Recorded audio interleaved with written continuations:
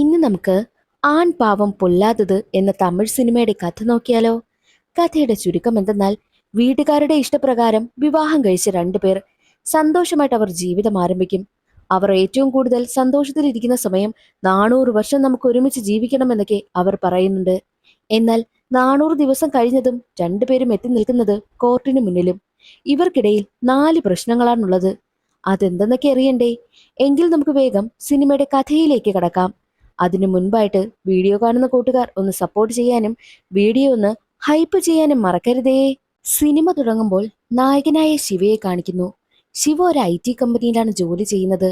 മാസം ഒരു 75,000 രൂപയെങ്കിലും ശമ്പളം കാണും. ശിവയ്ക്ക് വേണ്ടിയിട്ട് വീട്ടുകാർ ഒരു പെണ്ണ് നോക്കുകയാണ്. മറ്റൊരു വശത്ത് നായികയായ ശക്തിയെ കാണിക്കുന്നു. ഈ ശക്തി 10ാം ക്ലാസ് കടന്നിട്ടില്ല. വീട്ടിൽ അച്ഛന്റെയും അമ്മയുടെയും വായിലിരിക്കുന്നതൊക്കെ കേട്ട് ജീവിക്കുകയാണ്. സത്യത്തിൽ ഈ ശക്തി ഒരു ഫെമിനിസ്റ്റാ. സ്ത്രീകൾക്ക് ഫ്രീഡം വേണമെന്നൊക്കെയാണ് അവളുടെ മനസ്സിൽ. പക്ഷേ ശക്തിയുടെ അച്ഛനാണെങ്കിലോ വളരെ സ്ട്രിക്റ്റും. പെൺകുട്ടികൾ വീട്ടിൽ അടങ്ങി ഒതുങ്ങി ജീവിക്കണം, മോഡേൺ ഡ്രസ് ഇടാൻ പാടില്ല, അങ്ങനെയൊക്കെയാണ് അച്ഛൻ പറയുന്നത്. ശിവയുടെ വീട്ടുകാർ അവനൊരു പെണ്ണിനെ ആലോചിച്ച് പെണ്ണ് കാണുവാനായി എത്തിയതോ ശക്തിയുടെ വീട്ടിലായിരുന്നു. ശക്തിയെ ആദ്യ കാഴ്ചയിൽ തന്നെ ശിവയ്ക്ക് ഒരുപാട് ഇഷ്ടമായി. രണ്ടാളുടെയും എൻഗേജ്മെന്റും കഴിഞ്ഞു. ശക്തിയുടെ സംസാരത്തിൽ നിന്നും അവൾ ഒരു ഫെമിനിസ്റ്റ് ആണെന്നുള്ള കാര്യം ശിവയ്ക്ക് മനസ്സിലായിട്ടുണ്ട്.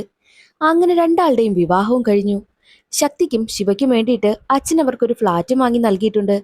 അവിടെ ശിവയും ശക്തിയും സന്തോഷമായി ജീവിതവും ആരംഭിക്കും. നിനക്കായിട്ട് എന്തെങ്കിലും സ്വപ്നമുണ്ടോ എന്ന് ശക്തിയോട് ശിവ ചോദിക്കുമ്പോൾ, എനിക്ക് എൻ്റെ അച്ഛനിൽ നിന്നും ഫ്രീഡം വേണമായിരുന്നു, എനിക്കത് കിട്ടി. അതുപോലെ തന്നെ എന്നെ കൺട്രോൾ ചെയ്യാനായിട്ട് ആരും വരരുതെന്നും അവനോട് അവൾ പറയും. നീ എത്ര ഫ്രീഡം വേണമെങ്കിലും എടുത്തോ, നിന്നെ ഞാൻ റാണിയെ പോലെ നോക്കുമെന്നും ശിവ പറയുന്നു. ശക്തിയുടെ പിറന്നാൾ ദിവസം ശിവശക്തിക്ക് സർപ്രൈസ് ഒക്കെ കൊടുക്കും. അതിൽ സന്തോഷമായ ശക്തി, എനിക്ക് നിന്നോടൊപ്പം ഒരു 400 വർഷമെങ്കിലും ജീവിക്കണമെന്നവൾ പറയും.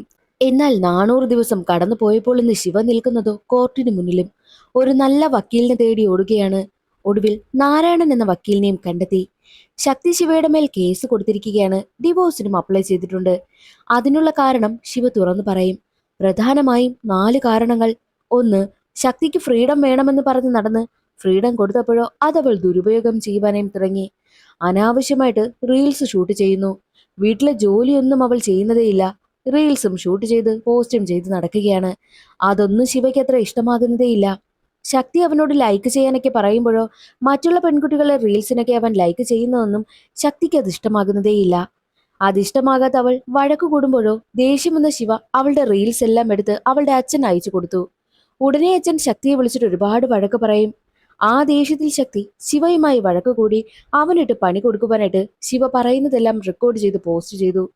അതോടെ ശിവയാകെ എല്ലാവരുടെയും മുന്നിൽ നാണം കിട്ടു.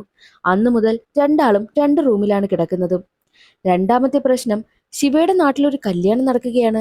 അതിന് പങ്കെടുക്കുവാനായിട്ട് ശക്തിയും കൂട്ടിക്കൊണ്ടാണ് വരുന്നതും. അവരുടെ നാട്ടിലെ പെൺകുട്ടികളൊക്കെ മോഡേൺ ഡ്രസ്സൊന്നും അങ്ങനെ ധരിക്കാറില്ല. എന്നാൽ ശക്തിയാണെങ്കിലോ സ്ലീവ്ലെസ് ഡ്രസ്സൊക്കെ ഇട്ട് താലിമാലയും സിന്ദൂരവും ഒന്നും ഇടാതെയാണ് എത്തിയിരിക്കുന്നതും. അത് അവിടെ ഇരിക്കുന്ന ആർക്കും തന്നെ ഇഷ്ടമായതേയില്ല. മാത്രവുമല്ല, ശക്തി കാലിന്മേൽ കാലും വെച്ചിരിക്കും. ശിവയോടച്ഛൻ ആളുകളൊക്കെ അതുമിതും പറയുന്നു എന്ന കാര്യം പറയുമ്പോൾ ശക്തിയോട് ശിവ കാൽ താഴ്ത്തിയിടുവാനായും പറയുന്നു. പക്ഷേ അവളത് കേൾക്കില്ല. ഭർത്താവ് പറയുന്നത് കേൾക്കാൻ നിനക്കാകില്ലേ എന്ന് ചോദിക്കുമ്പോൾ, അതെന്താ ഭാര്യ പറയുന്നത് കേൾക്കാൻ നിങ്ങൾക്കാകില്ലേ എന്ന് അവളും തിരിച്ചു ചോദിച്ചു. അതോട് ശിവ എല്ലാവർക്കും മുന്നിൽ നാണം കിട്ടു. എന്നാൽ അതിന് പകരമായിട്ട് ശക്തിയുടെ ഫ്രണ്ട്സ് വെച്ച പാർട്ടിയിൽ പങ്കെടുക്കുവാനായിട്ട് ശിവ സാധാരണ ലുങ്കിയൊക്കെ എടുത്ത് വെറും വീട്ടിൽ നിൽക്കുന്ന വേഷത്തിലാണ് എത്തിയതും. അത് ശക്തിക്ക് വല്ലാതെ നാണക്കേടായി. മാത്രമല്ല, അവൾക്ക് ദേഷ്യം വന്ന് പാർട്ടിയിൽ നിന്നും അവൾ ഇറങ്ങി പോവുകയും ചെയ്തു. ശക്തി ശിവയുമായിട്ട് വഴക്കിടുകയാണ്. അതാണ് മൂന്നാമത്തെ പ്രശ്നം. ഇതൊക്കെ ഒരു പ്രശ്നമാണോ? ഇതൊക്കെയാണോ പിരിയാൻ നിങ്ങൾ കണ്ടെത്തിയിരിക്കുന്ന കാരണങ്ങൾ? നിങ്ങൾ പരസ്പരം സംസാരിച്ച് ഒത്തുതീർപ്പാക്കുവാനായിട്ടും നാരായണൻ വക്കീൽ പറയുന്നു. എന്നാൽ ശിവ പറയുന്നത് ഇതൊന്നുമല്ല കാരണം. നാലാമതൊരു കാര്യം കൂടിയുണ്ട്. വീട്ടിൽ ജോലി പോലും അവൾ ചെയ്യില്ല. പകരം ഒരു വേലക്കാരിയെ വെച്ചു. മാത്രവുമല്ല, ശിവയ്ക്ക് സാലറി ക്രെഡിറ്റ് ആയപ്പോൾ 29,000 രൂപ അക്കൗണ്ടിൽ നിന്ന് പോയി. ശക്തിയോട് അതിനെപ്പറ്റി തിരക്കിയപ്പോൾ പേഴ്സണൽ ആവശ്യത്തിന് യൂസ് ചെയ്തു എന്നായിരുന്നു അവളുടെ മറുപടി. അതിനെ ചൊല്ലി രണ്ടാളും വഴക്കിട്ടു. എന്നാൽ അവളുടെ സെക്കൻഡ് മന്ത് ആനിവേഴ്സറിക്ക് വേണ്ടിയിട്ടാണ് അവൾ കാശ് ചിലവാക്കിയെന്ന് അറിഞ്ഞപ്പോൾ വീണ്ടും അവർ കോംപ്രമൈസായി മിണ്ടുകയും ഒക്കെ ചെയ്തു. എന്നാൽ ഒരു ദിവസം വീട്ടിലെത്തിയ ശിവയോട് ശക്തി 2 സർപ്രൈസ് ഉണ്ടെന്ന് പറയുന്നു. വിവരം തിരക്കിയപ്പോൾ ഞാനും എന്റെ ഫ്രണ്ടും ചേർന്ന് ബ്യൂട്ടി പാർലർ തുടങ്ങാൻ പോകുന്നു എന്നായിരുന്നു അവൾ പറഞ്ഞതും. അത് കേട്ട് ശിവ ഞെട്ടും. വെറും 10ാം ക്ലാസ് കഴിയാത്ത നീ എങ്ങനെ ഒരു ബിസിനസ് തുടങ്ങാനാ? ബിസിനസിനെ പറ്റി നിനക്ക് വല്ല വിവരവുമുണ്ടോ എന്നൊക്കെ ചോദിക്കും. ഒന്നുകിൽ നീ വല്ല ബ്യൂട്ടി പാർലറും പോയി നിന്ന് ആ ജോലി എന്താണെന്ന് മനസ്സിലാക്കി അതിനെപ്പറ്റി ആദ്യം പഠിക്കണം. എന്നിട്ട് നീ അതൊക്കെ തുടങ്ങാൻ നോക്ക്. അല്ലാതെ എടുത്തു ചാടി തുടങ്ങാനും ഞാൻ നിനക്ക് ലോൺ എടുത്ത് തരണം, എന്നിട്ട് ഞാൻ തന്നെ അത് അടയ്ക്കണമല്ലേ എന്നൊക്കെ ചോദിച്ച് അവൻ അവളെ ഒരുപാട് വഴക്ക് പറയുന്നു. അതിന് ഓപ്പോസിറ്റ് ആയിട്ട് അവളും സംസാരിക്കുന്നുണ്ട്. രണ്ടാളും തമ്മിൽ വലിയ വഴക്കായി. ഒടുവിൽ സഹിക്കാനാകാത്ത ശിവ, എനിക്ക് നിന്നോടൊപ്പമുള്ള ജീവിതം മടുത്തു, എവിടെയെങ്കിലും നീ പോയി ചത്തുപോ എന്നൊക്കെ അവൻ പറയുന്നു. എന്നിട്ടവൻ ശക്തി ഇതുവരെയും ചെയ്ത ഓരോ കാര്യങ്ങളും എണ്ണി എണ്ണി പറയുകയാണ്. നീ ഇവിടെ വല്ല ജോലിയും ചെയ്യുന്നുണ്ടോ? നീ എന്റെ കാര്യങ്ങൾ വല്ലതും നോക്കുന്നുണ്ടോ? റീൽസും ചെയ്ത് അതും പോസ്റ്റ് ചെയ്ത് നീ നടക്കുകയാണ്. പക്ഷെ നിന്റെ കാര്യങ്ങളെല്ലാം ഞാൻ നന്നായി നോക്കുന്നില്ലേ? നിനക്ക് പുറത്തെവിടെയെങ്കിലും പോയി കഴിഞ്ഞാൽ എങ്ങനെ ഡ്രസ്സ് ചെയ്യണമെന്ന് നിനക്കറിയത്തില്ല. നിനക്ക് വല്ല ഡ്രസ്സിംഗ് സെൻസും ഉണ്ടോ? പബ്ലിക്കായിട്ട് ഇറങ്ങുന്ന സമയത്ത് ഏതൊക്കെ രീതിയിൽ ഡ്രസ്സ് ധരിക്കണമെന്ന് പോലും നിനക്കൊരു ബോധവുമില്ല എന്നൊക്കെ പറഞ്ഞ് അവളെ ഓരോന്ന് പറയും. അതൊന്നും സഹിക്കാനാകാത്ത ശക്തി അവിടെയുണ്ടായിരുന്ന പാത്രങ്ങളൊക്കെ വാരിയെറിഞ്ഞ് പൊട്ടിക്കുകയും ബോധം കെട്ട് വീഴുകയും ചെയ്തു. പക്ഷേ അവളെ ഹോസ്പിറ്റലിൽ അഡ്മിറ്റ് ചെയ്തപ്പോഴാണ് അവൾ പ്രഗ്നന്റ് ആണെന്ന് അറിയുന്നതും. ശക്തി പറയാനിരുന്ന രണ്ടാമത്തെ സർപ്രൈസ് അതായിരുന്നു. പക്ഷേ കരഞ്ഞു കരഞ്ഞ് ബോധം പോയതിനാൽ കുഞ്ഞ് അബോഷനായും പോയി. അതവന് സഹിക്കാനായില്ല. ഒരിക്കലും അവൻ അത് പ്രതീക്ഷിച്ചതേയില്ല. അങ്ങനൊരു കാര്യം മുൻപേ അറിഞ്ഞിരുന്നുവെങ്കിൽ ശക്തി അവൻ ഒന്നും പറയില്ലായിരുന്നു. നിറ കണ്ണുകളോടെയാണ് അവൻ അതെല്ലാം പറഞ്ഞുകൊണ്ടേയിരിക്കുന്നതും. നാരായണൻ വക്കീലിനും അത് കേട്ട് ചെറിയ സങ്കടമാകും. മാത്രവുമല്ല, ഹോസ്പിറ്റലിൽ ശക്തിക്ക് ആവശ്യമായ മരുന്നൊക്കെ വാങ്ങിക്കൊടുക്കുന്നത് ശിവയായിരുന്നു. എന്നാൽ ഒരിക്കൽ ശിവ റൂമിലേക്ക് വന്നപ്പോൾ ശക്തി റൂമിലില്ല. വീട്ടിൽ വിളിച്ച് തിരക്കിയപ്പോഴോ അവൾ അവിടെയും ചെന്നിട്ടില്ല. എന്നാൽ അടുത്ത ദിവസം ശിവയ്ക്കൊരു ഡിവോഴ്സ് നോട്ടീസ് വരുന്നു. ഒപ്പം അവന്റെ പേരിൽ കേസും കൊടുത്തിട്ടുണ്ടെന്നറിയും. ഇതാണ് യഥാർത്ഥത്തിൽ നടന്നത്.